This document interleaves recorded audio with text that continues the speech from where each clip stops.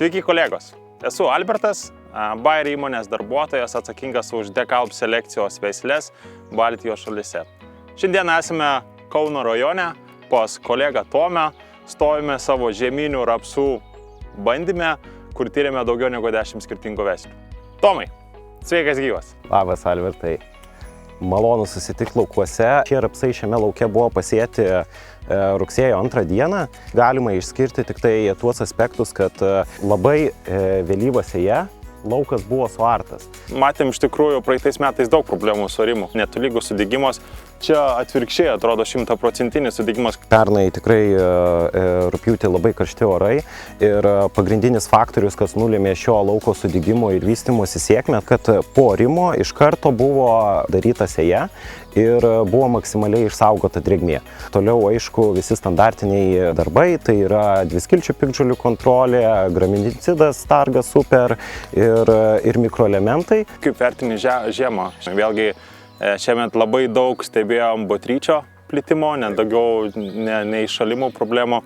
Kokia ta situacija čia pavasarį buvo? Rapsai sudygo greitai, įsikabino greitai ir augimas buvo tikrai geras. Tai išsivystymas tas, kurio mes siekėme prieš žiemą, jisai buvo pasiektas. Šiame lauke augalai buvo tikrai stiprus, dėl to su botryčio problema šitame lauke nesusidūrėme. Čia visiškai nėra jokių atmetimų. Tik tai pavieniai ir iš esmės viskas atrodo tikrai gražiai. Bus didelė ganėtinai ankštarų masė. Nors tai buvo didelis plitimas stiebinio paslėptojo saraublių, bet ypatingai irgi šitam lauke panašu, kad ūkininkas pataikė. Kiek kartų purškė? Gal žinai? Taip, tai iš esmės šiemet didžiausi pažeidimai matomi stiebo, kada pradėjo stiebas ilgėti. Tai tada ir buvo tie ankstyvi priešvelykiniai antplūdžiai ir būtent tuo metu ir buvo panaudotas pirmasis kontaktinis insekticidas tų stiebinių paslėptų saraublių kontroliai. O antrasis ėjo kažkada vėliau? Antrasis buvo vėlgi, kada sekė sekanti banga su žiedinukais, buvo panaudotas sisteminio veikimo insekticidas kiek vėliau. Vėlgi turėjom labai netipinį pavasarį, labai šaltą ir daug šalnų. Kokie tavo pastebėjimai apie šalnas ir gal net pažeidimus skirtingom veislėm? Ką pastebim vizituodami ūkininkus skirtingose rajonuose, tai kad skirtingos veislės skirtingai reagavo į šalnas. Būtent dėl to, kad veislės skirtingai vystosi pavasarį. Vienos turi tą regeneracinį greitesnį augimą, taip, greitesnį žydėjimą, kitos vėlyvesnį. Tai būtent dėl šios priežasties dalis veislių sureagavo į šias šalnas stipriau ir tose veislėse matome didesnį kiekį neužmegztų ankštarų jau dabar, o kitos veislės, kaip va čia va lauke, kur dabar va stovim, iš esmės didelių pažeidimų dar nematyti. Iš tikrųjų, ta pavasarinė regeneracija irgi labai skirtingai nuo veislių, todėl mes irgi turim skirtingą portfelį.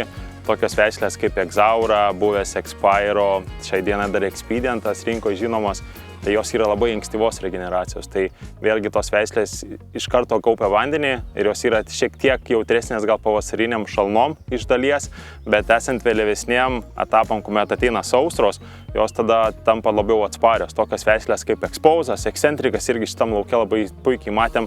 Tai vienos vėliausių startų veislės, kurios turės geriausią tą toleranciją pavasariniam šalnom arba mažiausiai bus pažeidžiamos, bet vėlgi, jeigu vėliau turėsim didelės sausras, tos veislės šiek tiek bus jautresnės. Vidurinį segmentą kaip Excitedas, Exbury, Expansionas, tai tokios veislės, kurios Expectationas irgi, tos veislės, toks balansas tarp ankstyvo starto ir vėlyvo. Ir koks tavo pamąstymas apie tokius vademinius laukus ir kodėl ūkininkai iš tikrųjų turėtų atskirti tiems bandymams? Didžiausia nauda yra ta, kiekvienos veislės yra daugiau negu 2 hektarai pasėta. Ir tokiu atveju tu savo laukuose pamatai, kaip būtent visas šitas negandas, kurias paminėjau, tos skirtingos veislės ištveria, ar ne? Lietuvos sąlygomis tikrai negalime apsistoti ūkyje augindami vieną veislę.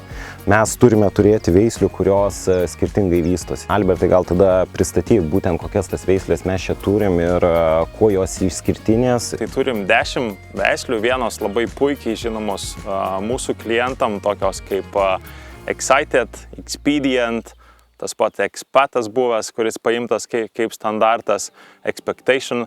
Vėlgi turim naujas veislės, kurios ateina tokie didesni pristatymai bus šiais metais, tai Excentricas, Exposas ir taipogi turim dar vieną naują veislę Exbury, kur irgi tikimės, kad parodys labai gerus rezultatus. Tai kokios bendros savybės, kas DeKalbą išskiria iš kitų selekcinių, tai pirmas dalykas, aišku, apie ką daugiausiai ir šnekam, yra atsparumas ankštaro atsidarimui. Ir aišku, Tomas nepameluos, turbūt pats yra išbandęs ir pamatęs, kad DeKalbo atsparumas ankštaro atsidarimui iš tikrųjų išsiskiria iš kitų rinkoje esančių veislių. Galiu pasakyti, kad esu susidūręs, kada ūkyje dirbau lygiai su tokio pačio mastelio bandymu, kada irgi turėjom panašaus dydžio lauką ir panašų kiekį veislių. Kai tu nupjauni lauką, labai aiškiai pasimato. Tenai, kur neturim početeringo, ar ne, tai jau nupjovus, jau matyti sudygusios rapso pabiros, ar ne, nors nebuvo nei jokių ekstremalių oro sąlygų, krušos, bet netgi ir esant ten kažkokiam vidutinio stiprumo lietui jau šitie skirtumai išryškėja. Tai mes irgi darom testinius bandymus ūkininkų laukose ir darom vieną iš atsparumo ankštaro atsidarimo bandymų pietinės Latvijos dalyje, Fito All ūkyje. Ir praeitais metais tyrėme 15 DeKalb veislių, 9 konkurentinės veislės. Iš tų konkurentinių dalis buvo linijinių, kurios neturi visiškai atsparumo. Tai idėja to bandymo buvo vėlinti kuo ilgiau pjūtį. Pjūties data buvo rugpjūčio 23 diena. Ir iš tikrųjų nukūlėme visas 24 veislės. Bendras lauko vidurkis gavosi 2,86 tonos iš hektaro. Konkurentinių veislių vidurkis gavosi 2,4 tonos iš hektaro, DeKalbo veislių vidurkis siekia 3,12 tonos iš hektaro. Tai 700 kg skirtumas tarp konkurentinių veislių ir dekalbinių veislių. Rodo iš tikrųjų labai daug, kad dekalbinės tos veislės esant stresiniam sąlygom, esant kažkokiom liūtim arba auginant kultūros, kurios jautrios kokybės praradimų, kaip salikliniai miežiai, arba ankstyvos žieminių kviečių veislės. Tai ir iš tikrųjų mes tą ir pozicionuojam ir akcentuojam, kad su DeKalb veislėmis turit kur kas didesnį lankstumą derliaus nuėmimo metu. Vėlgi nepamirškim ir pats turbūt patvirtinsi, kad mūsų selekcijos veislės jos nėra pačios ankstyviausios. O ūkininkai tikrai, jeigu pradeda kulti rapsus, dažniausiai kūla visus paeiliui ir dažnu atveju net ir pradiniuose kūlimo etapuose mes girdime nusiskundimų, kad turim blogą aliejingumą ar dar kažką. Tai mūsų turbūt patarimas būtų, kad palaukit, ne? Realiai taip, kada mes išlaukiam to tinkamiausio meto būtent pjūčiai, tada turim geriausius rezultatus. Dar turiu tau klausimą. Dažnai girdim iš kitų selekcininkų apie deklaruojamus atsparumus veislių būtent verticiliozei, ar ne? Ar yra kažkokios tai informacijos būtent apie DeKalbo selekciją? Tai Lietuvoje mes tokių tyrimų neturim, nei oficialių, nei deminių, kur galime ištestuoti veislių atsparumą. Vėlgi nėra šiai dienai jokios veislės, kuri turi pilną toleranciją. Jis yra dalinė arba iš dalies toleruoja.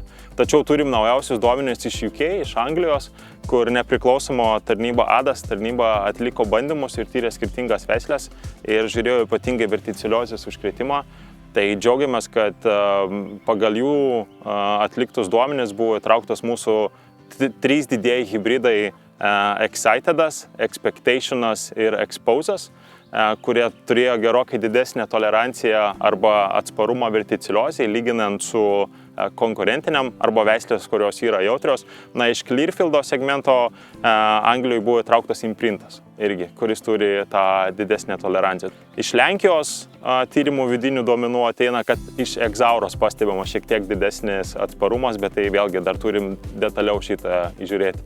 Kitas turbūt irgi svarbus faktorius dar šiemet, kuris labai didelę naštą užkabino ūkininkam ant kaklo, tai yra azotinės trąšos, kaip vienos veislės aktyviau jama azotą iš dirvožemio. Azotinės trąšos brangusios kartais ir grūdai, kaip bebūtų gaila, jie nebrangsta, o pinga, ar ne, tai verčia auginimo technologijoje žiūrėti, kur mes galim, ar ne, sutaupyti, renkantis šitas naujos selekcijos veislės, ar ne, kurios būtent pasižymi tuo efektyvesniu azoto įsisavinimu, būtent tokiom sąlygom kaip dabar, ar ne, kada mes turim ganėtinai aukštas temperatūras, ar ne, kada jau kurį laiką neturėjom gausių kritulių ir tas tikrai vizualiai matoma laukuose. Jurbarko rajone irgi lankėme ūkininką ir pats ūkininkas irgi pasakė, kad jūsų atrodo, kad tikrai geriau azotą pasisavina negu konkurentinės veislės. Tai čia smagiausias dalykas, ką gali išgirsti, kada realiai neklausant ūkininkas pats pasidalina savo pastebėjimais. Tai bendrai iš Dekalbo šiais metais turime 6 veislės, kur mes patys irgi atliekam per 5 skirtingas šalis azoto efektyvumo. Tai nėra jokia genetinė savybė, tai yra agronominės veislės savybės. Nuo šių metų turim 6 veislės, kurios turi tą ženkliuką azoto efektyvumą ir mes matuojam skirtingą azoto pasisavinamumą augalo iš dirvožemio ir taip skaičiuojam pelningumą. Mūsų tyrimuose tos 6 veislės prie 140 veikliąją įsisavinto azoto duoda geriausią pelningumą. Tai Excitedas, Expectationas, X-Levelis ir 3 naujos Exbury, Expose ir Eccentric. Tai visos šios 6 veislės, mes sakom, kad mes iš tikrųjų nerekomenduojam naudoti mažesnės azoto normos, nes mes nežinom, kokia ta reali situacija, bet mes sakom, kad net ir esant stresiniam sąlygom, šitos 6 veislės, jos duos kur kas stabilesnį rezultatą. Daug apšnekėjom apie lauko istoriją, apie pačią metų situaciją iš tikrųjų, tai manau susitiksim greitai per kulimą ir duosim tam tikrą apžvalgą kulimo metu, kaip skirtingos veislės pasirodė. Kaip ir ūkininkai sako, ar ne, nesvarbu viską tą, ką mes pasakom, kokios tos veislės fantastiškos, visada geriausiai viską parodo kombainas. Tai iki susitikimo javapjūtės metu. Iki.